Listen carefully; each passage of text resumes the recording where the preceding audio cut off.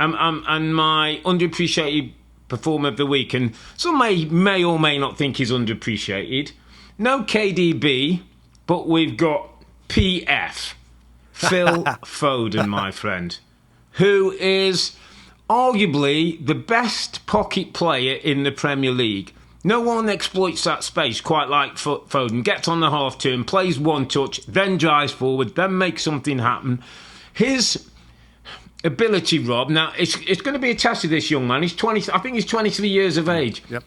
I just looked up 5 Premier League titles, 4 League Cups, 2 FA Cups, and 1 Champions League at 23. Amazing. If he was Portuguese, Dutch, German, or Spanish, we'd be absolutely raving about him. For some reason, because he's English, I don't think he quite gets the credit he deserves, Rob.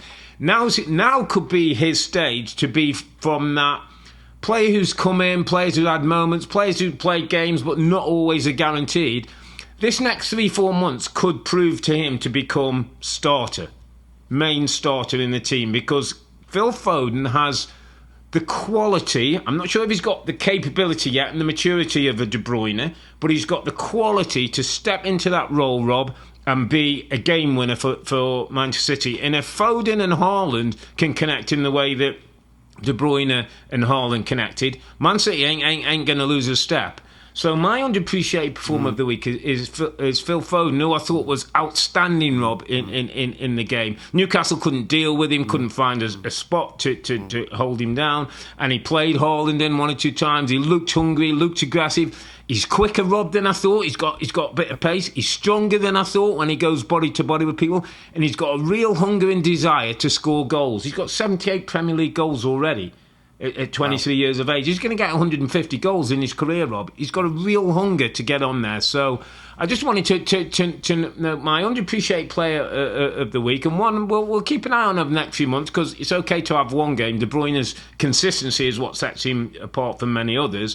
Phil Foden, my underappreciated performer of the week. Well, you know I'm going to love it, because I get it as well, by the way, because some people say, well, everybody knows about Phil Foden. Everybody knows he's a good player. But he's still underappreciated, mate. And how about being underappreciated by his gaffer? I don't see Pep. Pep doesn't. There's something about Phil Foden that Pep still has a doubt about, because he's not a regular starter like you'd expect him to be. You're not sure he's what? I'm wondering. I'm not sure if it's doubt. I'm wondering if it's management. I'm wondering if he's managing him in a way that he keeps.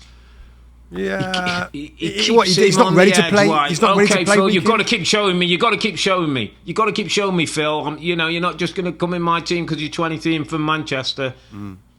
Yeah, listen, we well, a couple of things.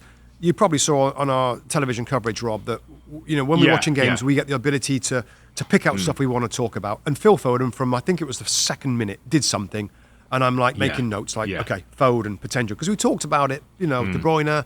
11 assists, Premier League assists for Erling Haaland last year. He's out the side. Who's going to step up? Phil Foden maybe going to step up. So we picked that out, and then there's another one.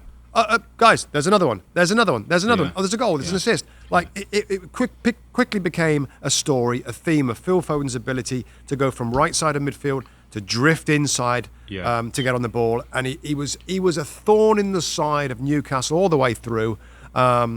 And actually, we spoke to him, Rob. I asked him afterwards. We have this. On certain games now in the Premier League, we get a 2-way where a player pops on the headphones and a microphone, and we directly ask him questions. It's brilliant. We've done it for the last couple of seasons regularly. Yeah. And we had Phil Foden, and I said to him, the question was, okay, well done. Is that about your perfect position? Do you love rolling in from the right to a number 10 position in behind a striker? And he basically said that he's played number 10 before, central, and he's played wide, but he does enjoy being high and through the middle. Because there was a little bit of talk about him playing as a number 8, a little bit further back in midfield, which means he's got to do a little bit of other things in midfield. But I loved his position. I love the fact he's smart. I'm still baffled, Rob, why Eddie Howe didn't put a man on him or bring on Longstaff or somebody to stop him. I said at halftime in the game, Rob, what they got to do, Eddie Howe, stop Foden. Just stop him. Because he's going to create opportunities all the way through. So it's a good pick out. I think he is a little bit underappreciated for the talent that he's got. He's got brilliant generational talent, all around Europe. a player that's got the softest touch on the ball. When you knock a ball into Phil Foden, he's lovely, soft touch. He caresses it, brings it in, and then he's got the ability to slide in those forward players. Alvarez and Haaland did it many times. So I like the shout. Love Phil Foden as a player. And, you know, for me, he would be in the team, Rob, in any spot there. Obviously, he's not going to play the number 9. They've got a number 9. But he's better than Jack Grealish. Yeah. He's better. Well, Bernardo Silva's a tighter one, but I just love Foden being in the team because of his production. Things happen when he's in the game and getting on the ball. Brilliant, brilliant young talent.